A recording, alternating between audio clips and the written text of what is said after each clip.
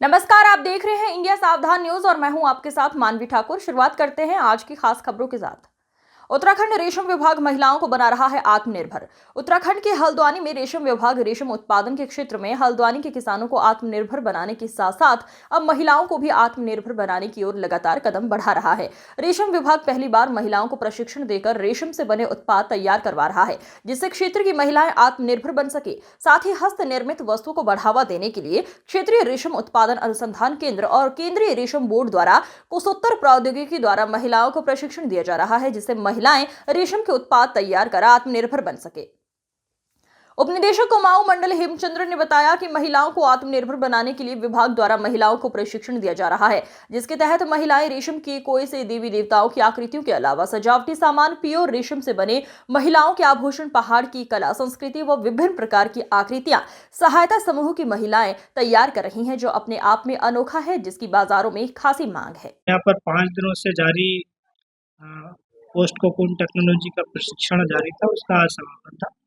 योजना के बारे में मैं आपको बताना चाहूँगा कि रेशम विभाग, उत्तराखंड और केंद्रीय रेशम बोर्ड देश में विभिन्न प्रदेशों में और उत्तराखंड में भी एक सिल्क समग्रा 2 स्कीम है। उसके तहत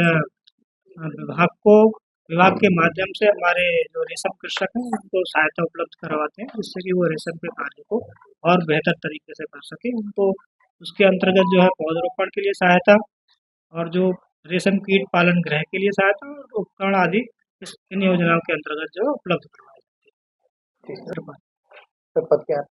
वैज्ञानिक।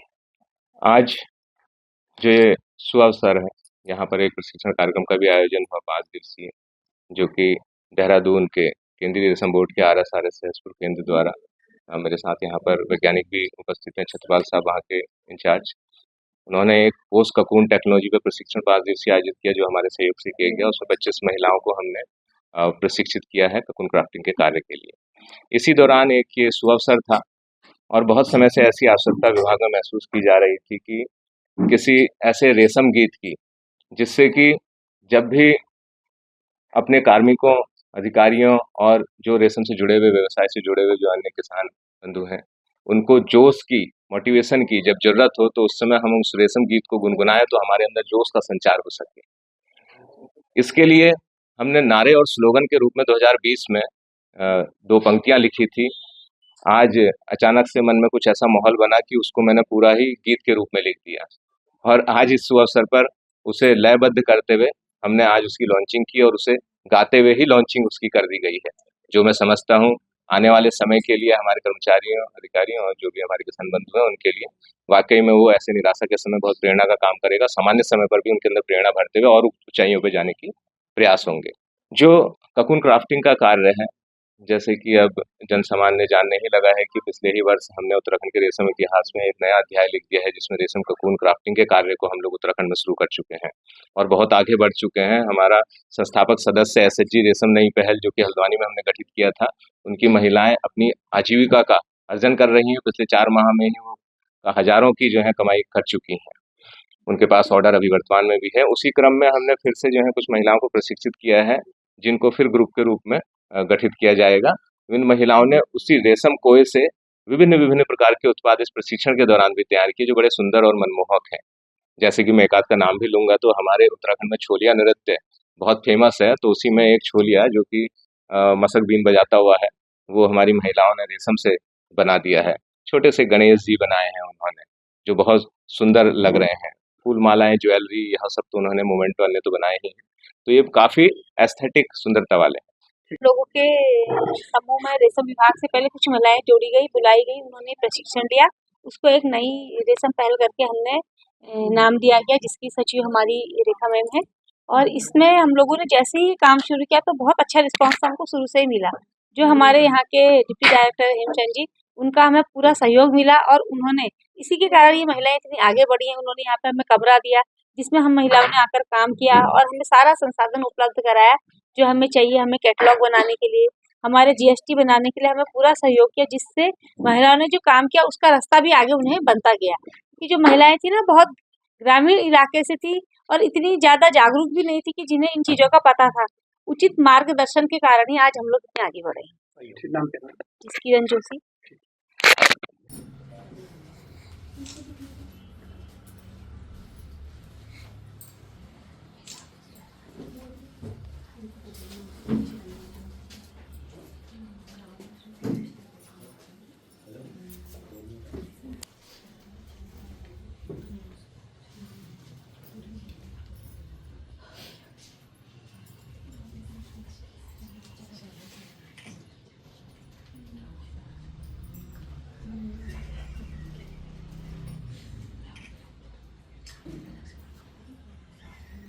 ज़्यादा विजुअल चाहिए था हमें।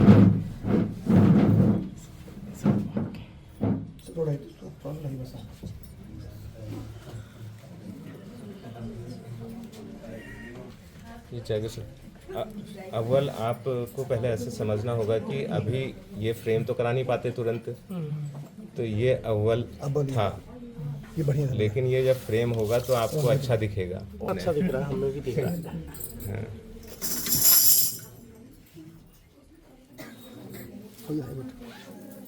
ये कैसे से फोटो खिंचवा ये तो अभी 4 दिन में सीखे हुए हैं और ये ट्रेंड लोगों का बना हुआ है जो ऑलरेडी काम कर रहे हैं। ये तो केवल 4-5 दिन की ट्रेनिंग के भीतर ही जो है उन्होंने इतना बेहतरीन बना दिया है। 4 ही दिन ट्रेनिंग के 5 दिन बनाया, 4 दिन का 3 ही दिन में काम किया। 10 दिन तो आज था, पहले दिन तो नहीं बनाया। सारा रेशम इस्तेमाल है ना इसमें पूरा। अभी बनाया ट्रेनिंग में। कोकोनो काट के लगाया गया इसमें।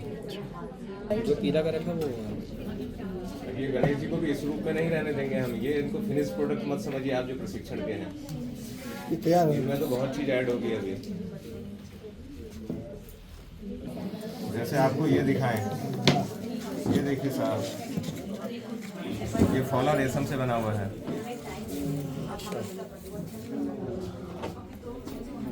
वही खोला जो आपने वीडियो में कह रहे हैं हम। देखिए क्या से क्या तैयार हो गया है, अब वो कितना सुंदर हो चुका है।